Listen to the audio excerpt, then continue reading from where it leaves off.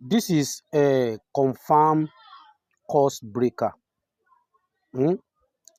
When you eat this egg with alligator pepper in the next 24 hours, you will surely share me a good testimony. So you need to boil this egg with your early morning urine. Boil this egg with your early morning urine. You remove the shell of this egg, remove the white, the yellow one in this egg. You need this alligator pepper. You count this alligator pepper seed, the seed, I'm talking about the seed. You count it according to your age. This is the seed. Count this one according to your age. You now heat this alligator pepper with the yellow egg. Hmm? After eating this alligator seed with the yellow egg, by the grace of Almighty God, you surely share me a good testimony.